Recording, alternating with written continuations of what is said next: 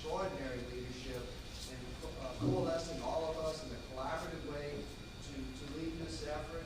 Ms. Weber, Mr. Tillier, and Ms. Cook, and all the people in this room have co-authored this whole plan, and we appreciate the time the board has given us, the confidence the board has given to us to put this plan. We're very interested in parental feedback. President Nasa has asked that this be streamed tonight so that parents and citizens across the parish can see this and reflect upon it. At this time, thank you, Ms. Williams, for setting this up today. So at this time, I turn it over to the board president. Yes, you can stand up.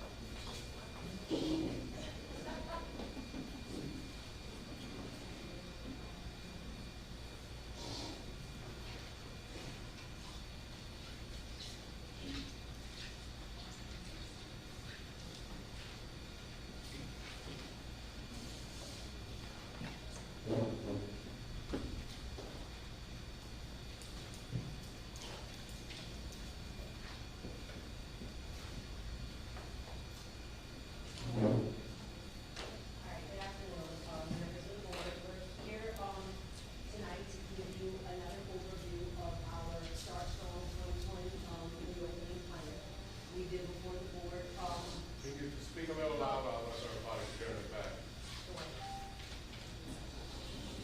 So we're coming before you with our Start Strong plan for the start of the reopening of schools in August. The purpose of this presentation is to inform and discuss the opening of school under the regulations and the guidelines with COVID-19.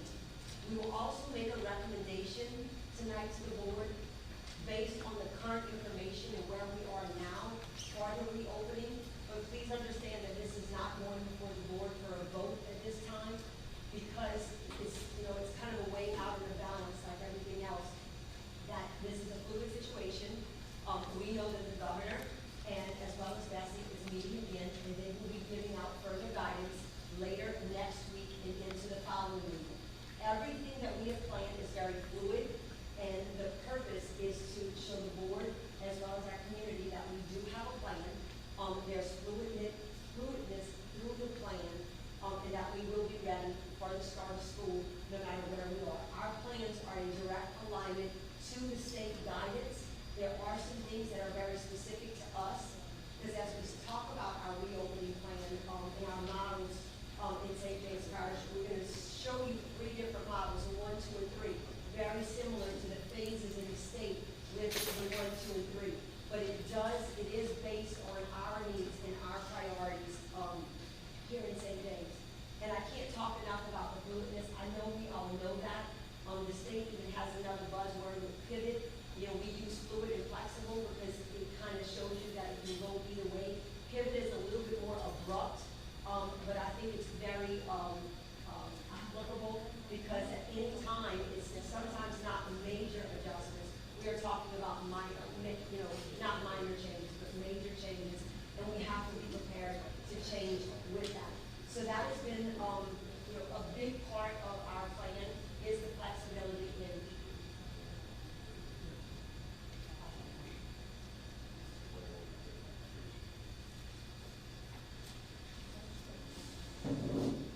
All right, so student center. Our plan is, as everything that we've done in the past, the present, the future, our students in St. James are at the heart of the plan. But given the circumstances, we've had to have priorities. And if you see, our priority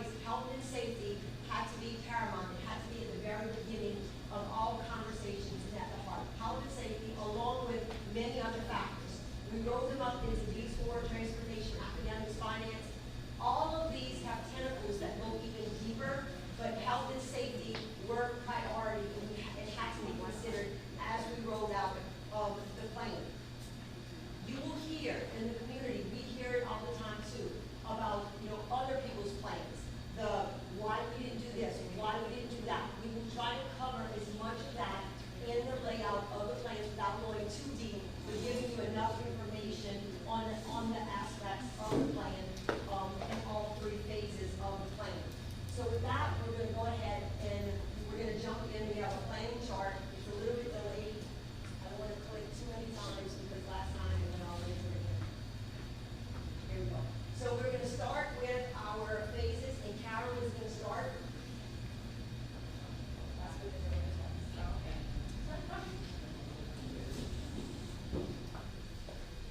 So as Mr. Tillier stated, we use the state's guidance in looking at the different phases, and that's in alignment with the state, phase 1, phase 2, and phase 3. But know that St. James Parish School's phases could be different. The people cannot hear this, make adjustment. Do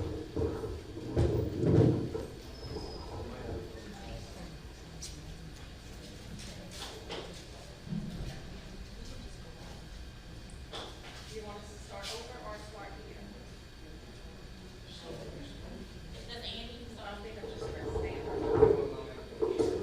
Nobody on the live can hear.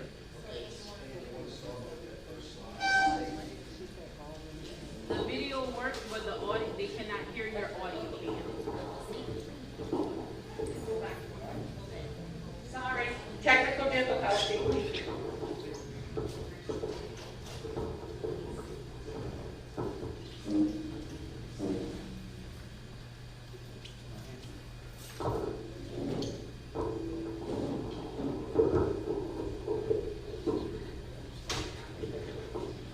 Okay, so we'll go ahead and I'll briefly start over. Our purpose tonight is to inform and discuss the reopening plan for St. James Parish. We have a recommendation with this plan, but we're not going for approval at this point because of future guidance. We know the state, Bessie, as well as the governor, will be putting out more information next week and in the beginning of the following week.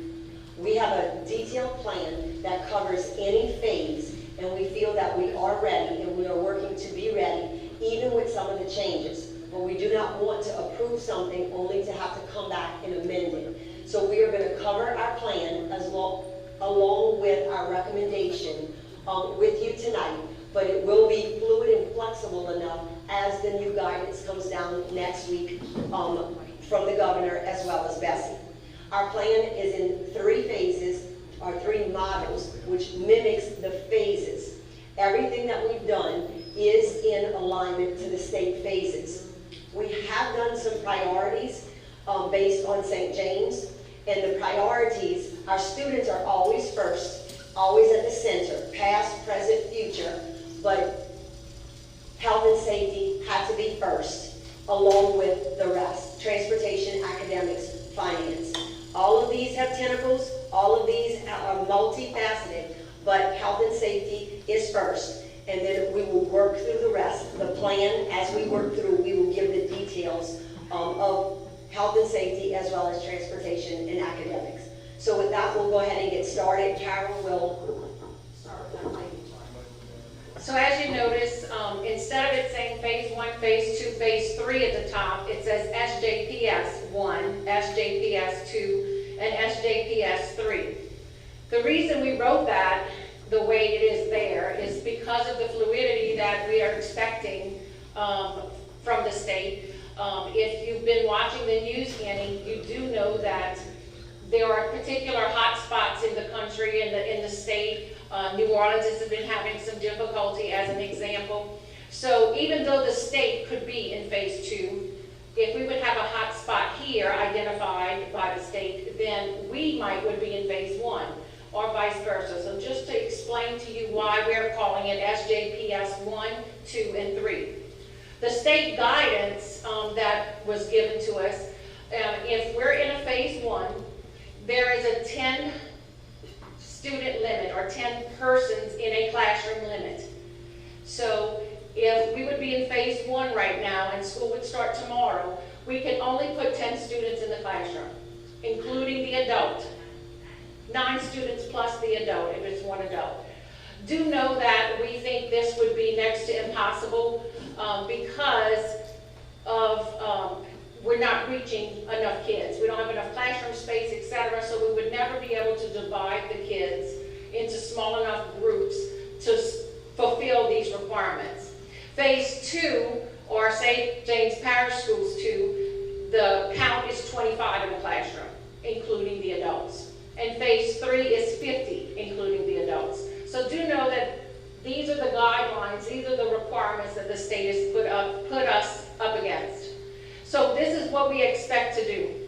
In Phase 2 and 3, grades pre-K to 6, students will stay in a static group. This is a state mandate. Teachers move to the next class where applicable. So in an elementary setting, typically your kids don't change classrooms. The classroom teacher would teach all the content areas during the school day. If they would change class, instead of them moving in the halls, the teacher will move in the hall and go to the next class. So the static group has to stay the same. They don't want all the kids intermingling with everyone in the hallway, everyone in the cafeteria, etc. So they're expecting us to have static groups in any pre-K to 6 classroom, which we don't feel will be an issue. In grades 7 through 12, we know that's next to impossible because when you're at a high school campus, you have a schedule you follow. And we don't operate in static groups in the high school because different students need different classes. So that would not be possible to have a static group, but what they expect is students maintain their physical distance maintain physical distance as much as possible in class and around the school building to the maximum extent possible. Those are that's the state's language. So they expect us to have physical distancing in the classrooms. So as a result, when you have 25 in a classroom, that would be very tough to do in a classroom and have the physical distancing. So when Ms. Detillier comes back and talks about the academic learning, you'll understand why we made some of the decisions that we made about A day, B day, etc., because we have to limit the number of students in a classroom. Work assignments. Regardless of what phase we're in, we're expecting all staff to be at work daily, because even if in phase 1, the students would be home, there is still learning. We want that continuity to continue. And teachers will have a role in that continuous learning that we expect, regardless of what phase we're in. Do know that we are sensitive to the fact that we do know that we're going to have employees that will have health issues and may have some requirements, may have some, can't think of the word. Restrictions, and they might want an accommodation in order to be at work. We will do that to the extent possible. We will treat every work assignment request as we do anyway. If there is an issue with their health, then we'll offer them the family medical leave packet where they have to have their physician fill it out, etc. Just like we would do in any situation. Everybody's going to be treated fair and consistent in regards to the accommodations and any health issues that they would have normally, regardless if it's a COVID situation or not. Face mask. The state has asked that all adults wear face masks in any phase, and students grades 3 and up. And just to let you know how fluid this information is, the day the document came out with all the guidance, it said grade 3, grade 5 and up. And before we even downloaded it and printed it, they had already changed it to grade 3. So do know that Mr. Brass has just donated PPE equipment. It is washable masks that he's donated, one for every child in the school system, even though the state is requiring grades 3 and up.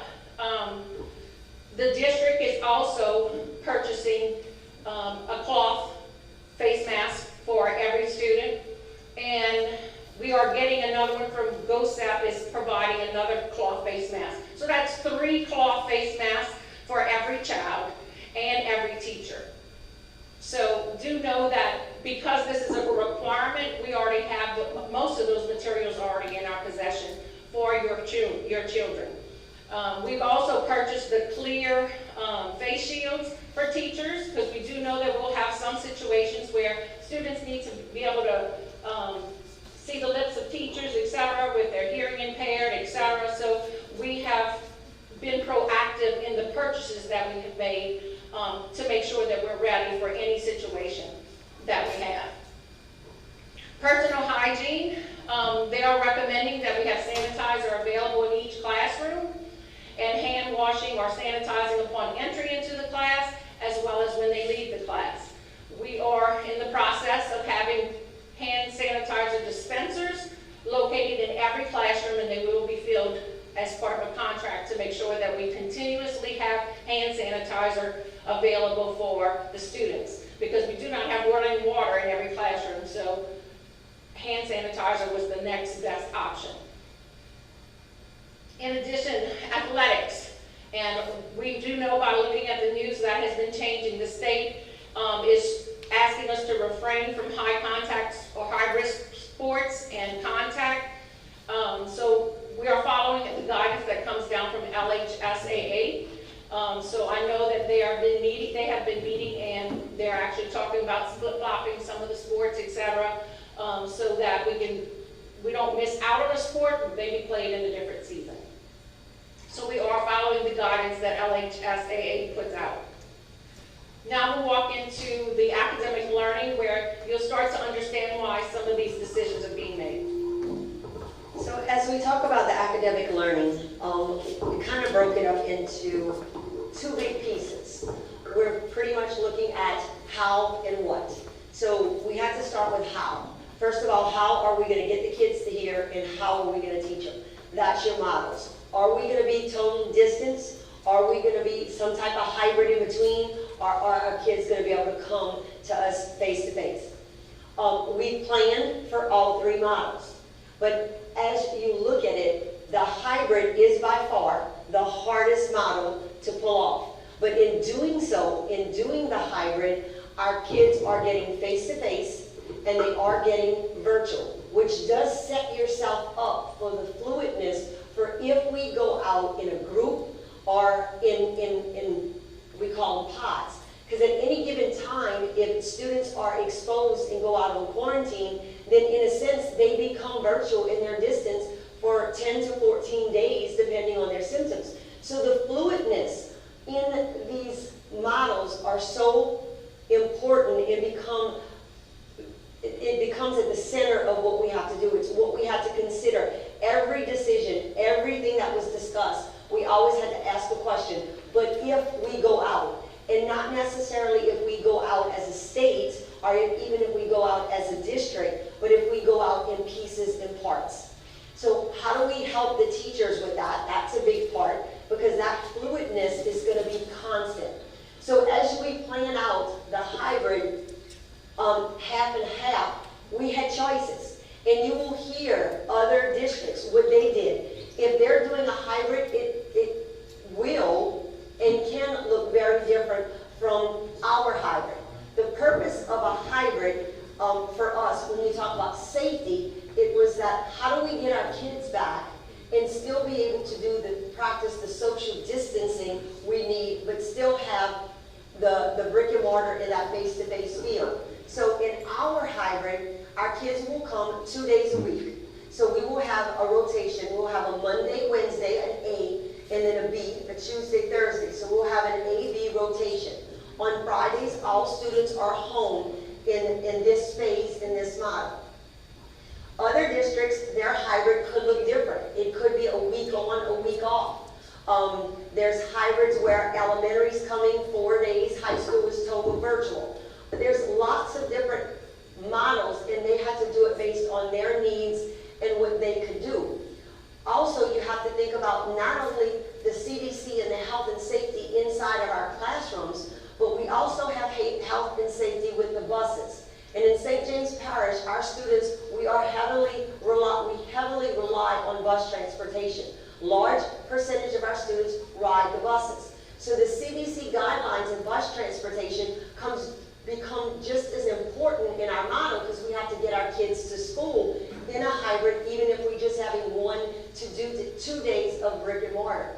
So the CDC guidelines in phase 2 for buses is at 50% capacity. So even if our classroom sizes, if you look at what Ms. Weber said with the 25 in phase 2, most of our classes in elementary are under 25, no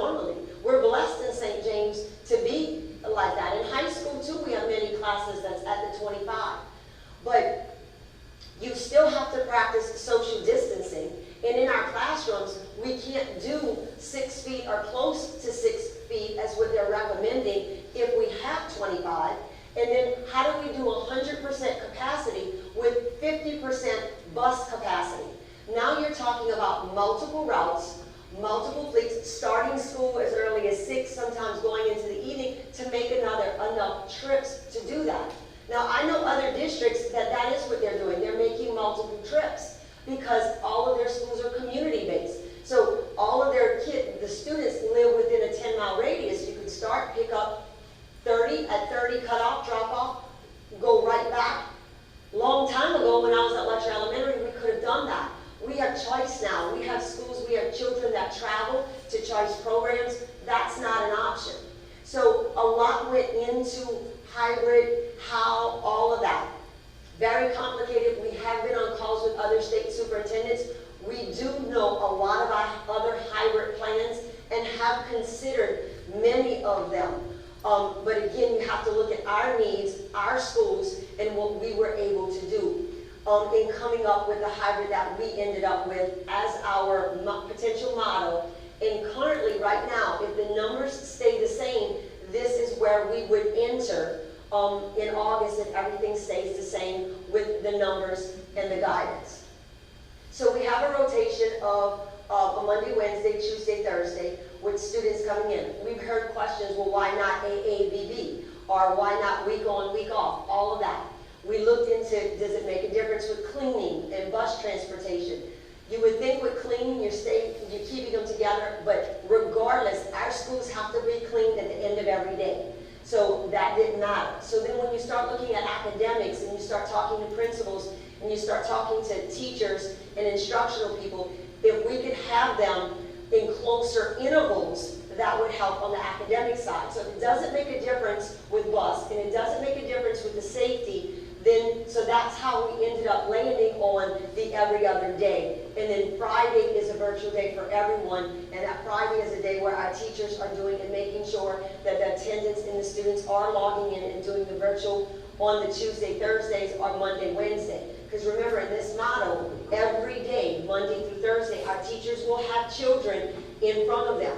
So if your child is at home, it is virtual learning. It's not the live teacher. It is a recorded lesson, or it is a lesson, and it is new learning, and our scope and sequences will continue. But that teacher will be teaching the half of the students that are there.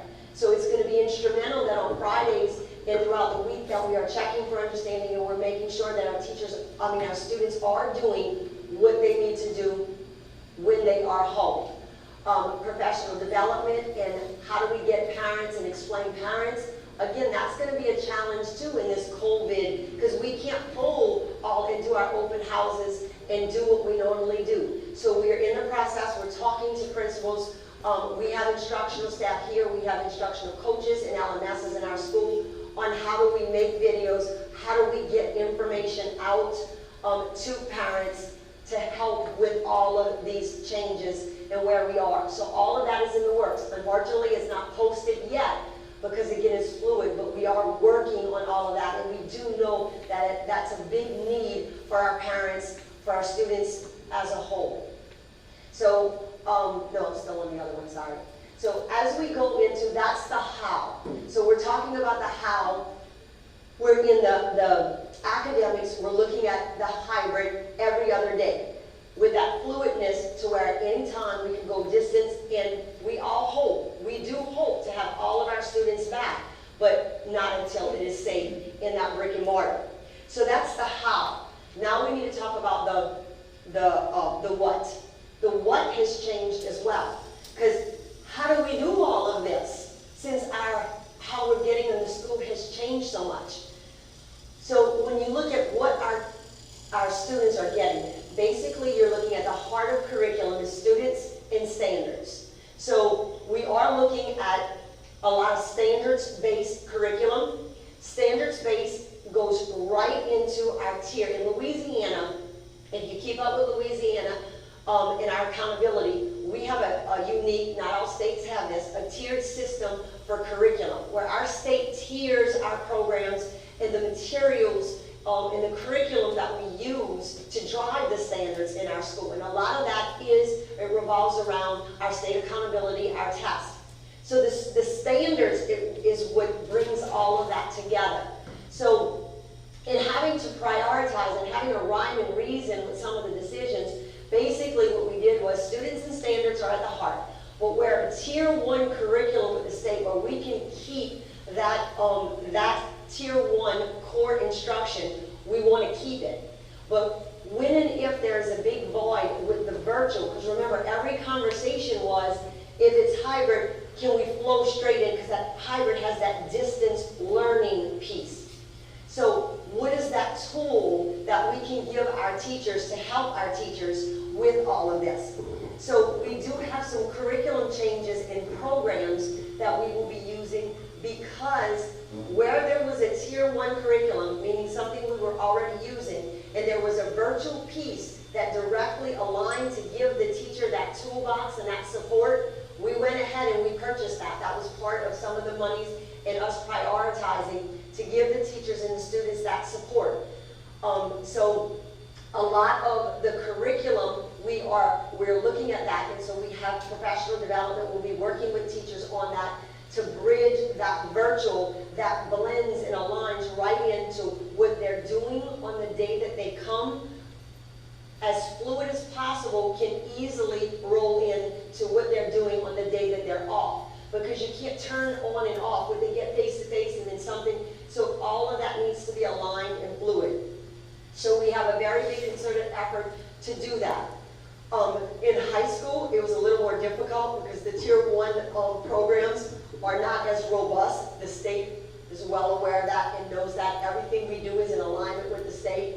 But we do have that same fluidness in high school. We have charts that have these 3 models, the how for every subject, every grade level, including all of our electives in high school. Because not every course is an ELA or math state course driven by our state assessment and accountability. So it's a lot for teachers. We're here to support them. We brought in our principals, we brought in instructional people as we tried to iron out and hash out and trying to make this as realistic and as doable as possible for both students and our teachers. Now, if we go to the next slide, with our choices, so we talked about the hybrid, the every other day, the fluidness into the distance learning. We also have the option of full virtual. We have had a virtual school here in St. James Parish for a number of years, over 6 years. Our virtual school has been successful. It's not huge, but it serves the population that it needed to serve. That is still an option for all parents in St. James that do not feel comfortable with what we are planning and providing based on the phases, and of course putting that health and safety in the front for all of our students. So we do have that virtual option. Parents can fill out an application. They can email. We have that on the web right now if they're interested in this. We do have a year commitment on there because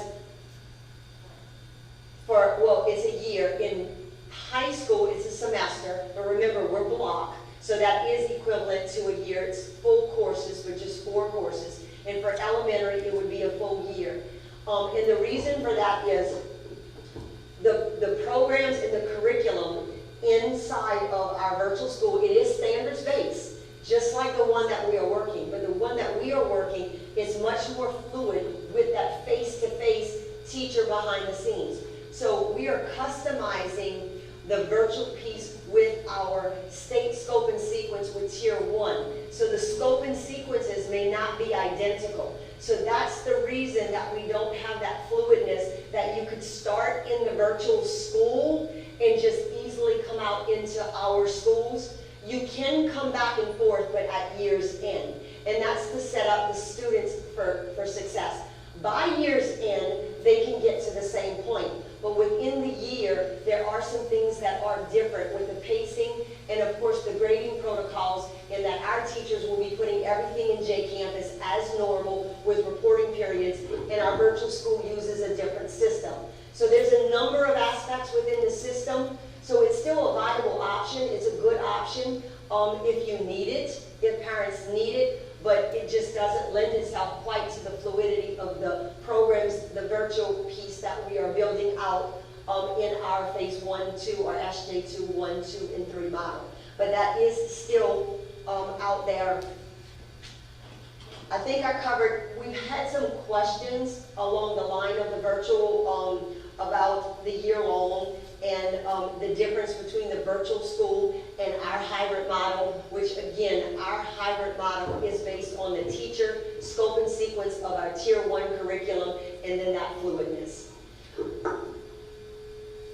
We will have, we will show at the end of the presentation, we have an email. If there are any questions, we do have a site where you can email and we will funnel some questions and get them answered and then put them out there in a frequently asked question. And so we'll come back and sum up. But that's the academic part. But as your students, as we predict or we are saying it is highly likely we're coming into phase 2, we have some other pieces as far as symptom monitoring and then the transportation that Kelly will go into more detail with you, as well as meals.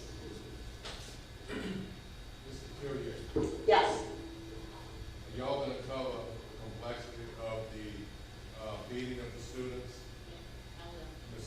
Cook's going to do that? Yes, so we have transportation, meals, and then how we're going to monitor the symptoms, and Kelly is going to take those pieces. On to symptom monitoring. We will assess students on arrival and throughout the day, inclusive of an initial temperature check. You will note the initial guidance that came out required that we take temperatures of students as they get on the bus. That has been revised. So as soon as the child arrives at school, there will be no before school recess or going to the cafeterias, depending on the school, they will go to their homeroom classes where they will have the initial temperature check. We will have isolation rooms where 6 students can be secured and cared for until a parent arrives. We will have 2 sick rooms, one for suspected COVID cases and one for other illnesses. Because just because we're going through COVID, we're still going to have colds and flus and no stomach aches. So we're going to have separate rooms to divide those students. So let's move on to transportation. Transportation, it played a big part in driving our decision on the ABE model, as Ms. Detillier alluded to. We have no flexibility in the capacity of buses. The guidelines that came down from the CDC and from the state, if we're in phase 1, the maximum capacity on the bus is 25%. That equates, I think, to about 11 students, or maybe 10 students in a bus ride. Because we have such a large number of our students that rely on our transportation, in phase 1, we would do virtual learning at home. Phase 2, which based on the current data, we will likely start school in August. We are at 50% capacity. So that means for a regular ed bus, we can have 35 students and a driver. For a special ed bus, 20 students, a monitor and a driver. That allows us to manage the ABE schedule. Maximum capacity for phase 3 is 75%. That's a normal bus route for us. We have a couple of buses that's over the 50 through 54 student person limit. So we would have to make a minor adjustments when we get to phase 3. But let's talk about how we landed on what we can do. We didn't just decide, hey, for a hybrid model, we're going to do ABE. We looked at many different scenarios if we could bring all students to school 5 days a week without bus transportation, and it just was not possible. We don't have enough buses, and we don't have enough bus drivers to accommodate at 50% capacity. So then we looked at bringing a smaller portion 5 days a week, maybe pre-K to 6, pre-K to 3, and having our high school students at home. So at first it did look doable, but then you realize for some of your bigger schools,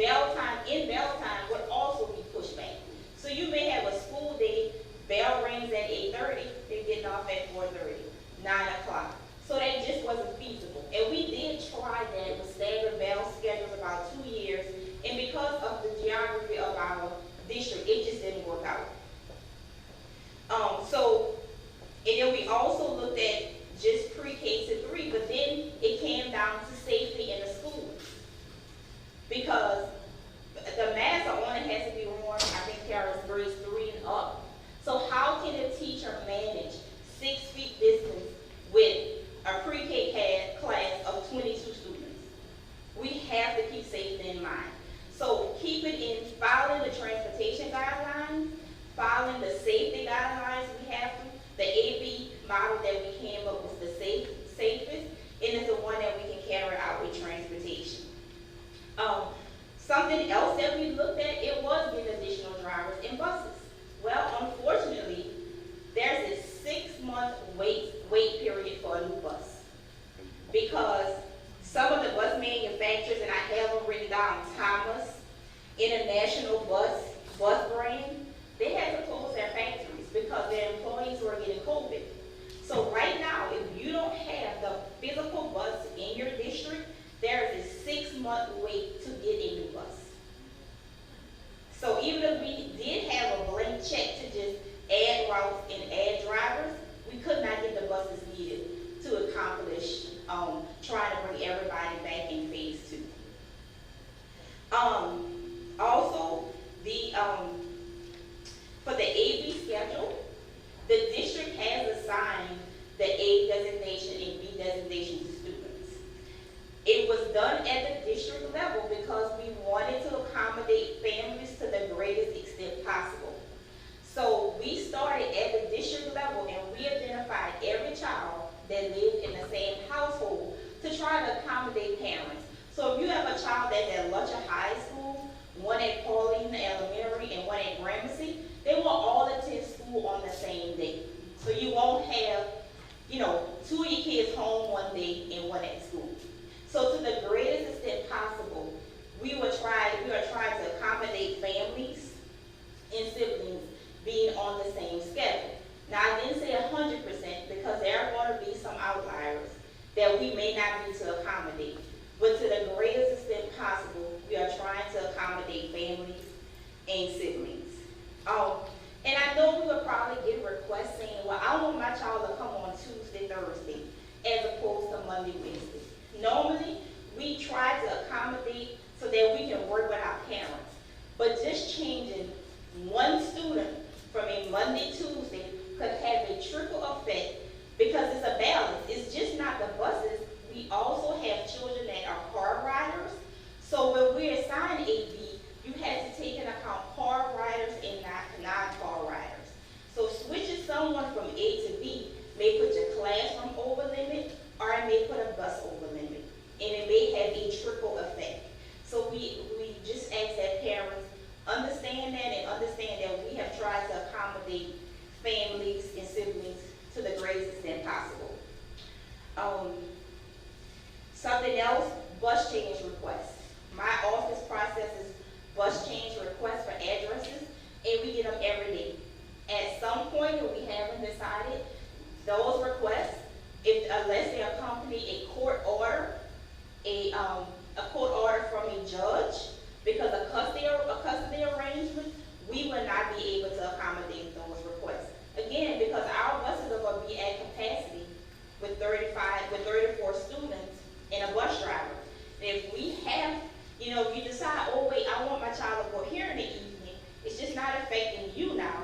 It can be a cascade effect that we have to redo routes. And that is just something we're not able to accommodate. Now, if we do move to normal times and we move to phase 3, that shouldn't be an issue because under the 75% capacity, we can accommodate our bus routes as normal, except for maybe a couple of routes that we will have to adjust. We did send out a transportation survey, so it's important if you haven't completed the survey, please complete it, because that will also help us with routing. Because if your child was a bus rider, but you're going to drop them off this upcoming school year, that will help us to make sure that we can accommodate everyone. Any questions? Anything else that I need to mention? Okay, and then moving on to meals. If we're in phase 1, students are at home, so we would do curbside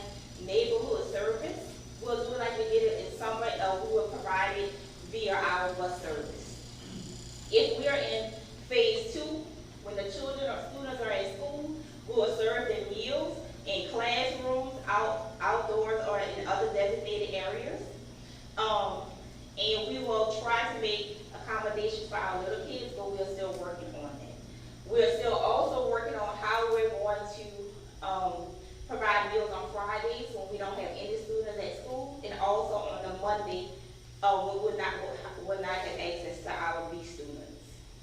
In phase 3, we will feed every student at school every day. We'll probably still be eating in classrooms because the static groupings are outdoors and as designated. So I think that concludes this part of the presentation.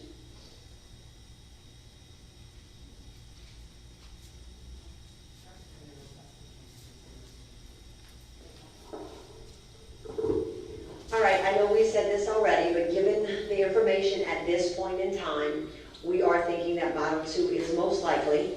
We know that this model is not perfect and it's not fitting everybody's needs in terms of our families and communities, but given the circumstance and given all the factors that had to be considered, we do think that it is most probable and where we are going to be. We are committed to our students as well as our teachers in supporting them through this. The positive points, it does reduce the student population in half, allowing for that social distancing and of course all the other factors that go into there with the cleaning and all that will be done, which is our health and safety need, and it does do that for both the classroom and transportation.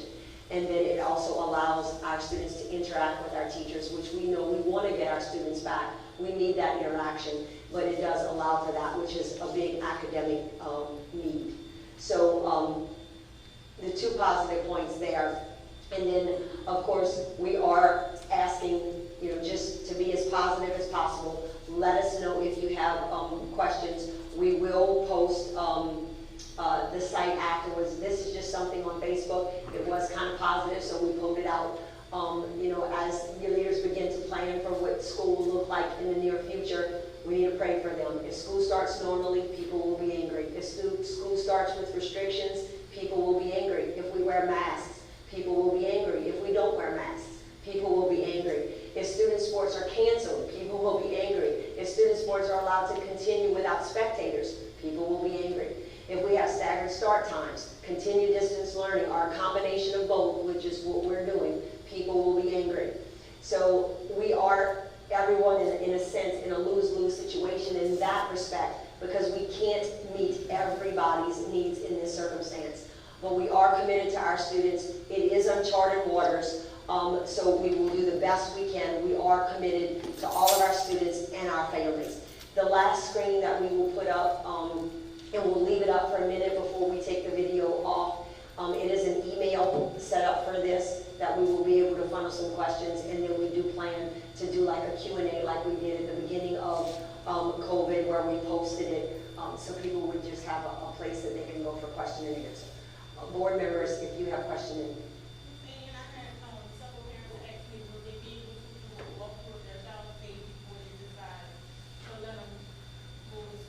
We are working right now. Google Classroom will be the communication tool that we are hopeful and that we are anticipating will be that constant, in a sense, the communication tool from our babies in pre-K all the way through 12th grade.